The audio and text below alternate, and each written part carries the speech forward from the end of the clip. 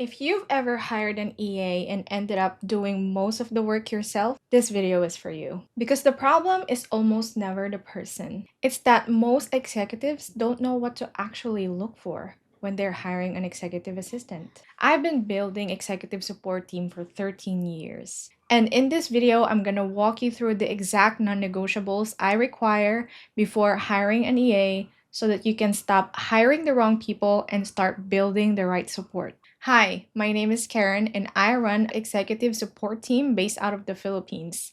We've been doing this since 2018. Over the years, I've hired, trained, and built a team that honestly, clients love to stay loyal to for almost a decade. I made a lot of mistakes getting here. A lot. So when I talk about what great looks like in this role, I'm not pulling from a blog post or a hiring guide. I'm talking about the standard that I have set for my team every hire, every time. And today, I'm sharing it with you. Okay, so before I get into any specific, I want to share something first. Skills are trainable, tools are learnable. You can teach someone a new software in a week, right? But the mindset behind how someone approach this role, whether they think like an owner, whether they communicate without being asked, whether you can trust them to make a call when you're not available, that is not something that you can fix in an onboarding doc. And here's what I've seen over and over again. Executives hire for skills, and then they get burned by mindsets. They find someone who looks great on paper,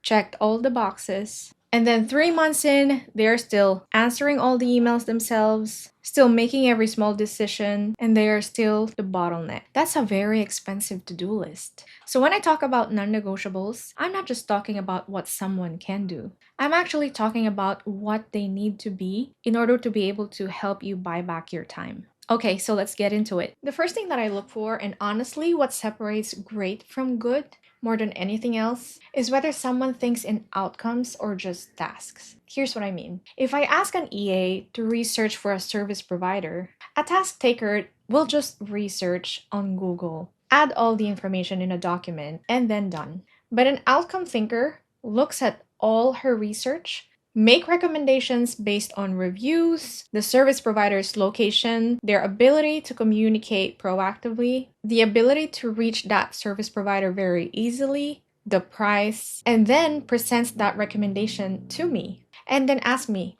would you like to go forward with this service provider? Same request, completely different level of support, right? And the way I test for this in every hire is through a trial task. I give every candidate real scenario, something we've actually dealt with. Not a trick, not something designed to confuse, just a realistic situation. And what I'm watching for is not whether or not they get it right. I'm watching for how they think. Do they take the brief at face value, or do they probe first? Do they ask clarifying questions that shows they actually understood the context? Because the ones who ask smart questions before jumping to a solution, those are the ones I want. Because that's what they'll do every single day. For your inbox, for your calendar, for your priorities. Second non-negotiable is communication. And I don't just mean clear writing or professional tone. Those are table stakes, right? What I'm looking for is proactive and efficient. There's a difference. Efficient means you don't create extra steps. You don't ask a question when you already have the information you need.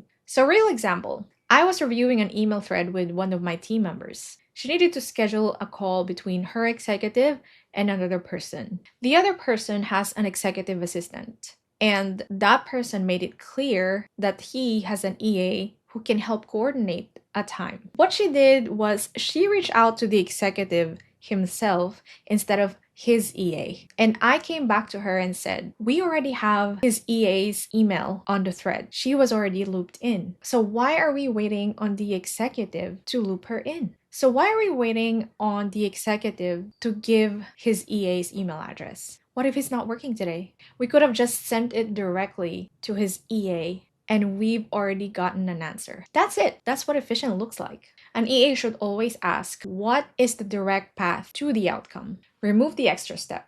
Don't wait for permission when you already have what you need. And proactive means they don't wait to be asked. If they see something coming, like a conflict in your schedule, an email that's about to become urgent, a pattern they've noticed, they say something, they flag it, and they come to you with a recommendation. That combination, efficient, and proactive, that's what makes an EA feel like a true extension of the executive, not someone who needs to be managed. Third, ownership. This one is the hardest one to hire for and the easiest to spot when you know what to look for. An EA with an ownership mindset does not wait to be asked. She doesn't bring you a problem without a recommendation attached. She doesn't ask you what to do when she already have enough information to decide. I sent a voice note to one of my EAs about this one, and I said, okay, here's the framework. Number one, use your best judgment. If it's low risk and reversible, no need to loop me in. Number two, we're shifting from questions to recommendations. Don't ask me what we should do.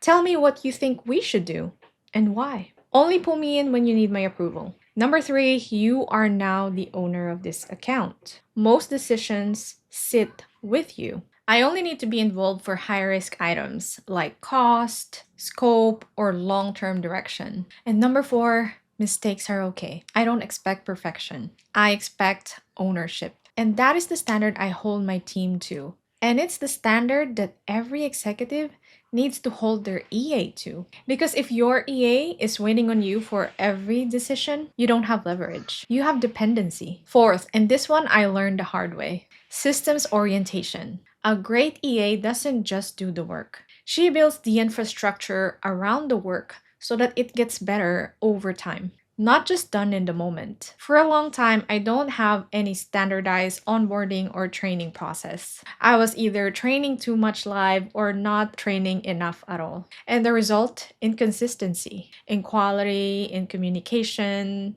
in how we showed up for our clients. And when I finally built the system, documented our processes, templates, recorded trainings, clear handoff protocols, everything changed. And the team could operate with less of me. New hires got up to speed faster, and our clients get a more consistent experience. So when I'm hiring, I'm looking for someone who naturally thinks this way. Someone who, when they solve a problem, is already thinking, how do we make sure this doesn't happen again? Someone who creates templates unprompted, who documents their own process, who looks for a repeatable solution, not just a one-time fix. And that instinct to build, not just execute. That is what creates real leverage. Okay, so practically, how do you see these things before you hire someone? First, watch how they communicate before the interview even starts. How they write their application, how they handle scheduling the call. That is your first data point. A great EA will be clear, efficient, and proactive even before they're on your payroll.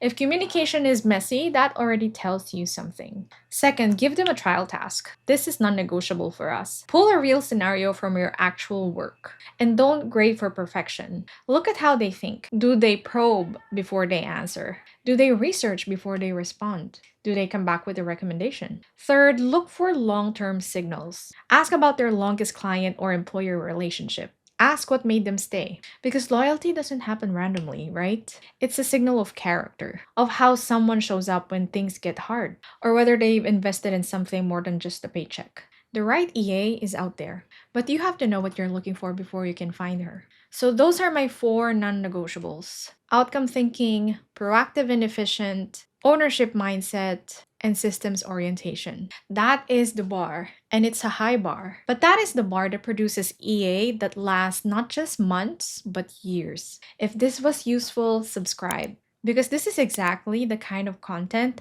that I'm gonna keep putting out here. Real frameworks, real examples from someone who's been building this for 13 years. And if you're currently hiring for an EA or you've tried before and it didn't work, drop your situation in the comments. I read them, and it just might become the next video. See you then.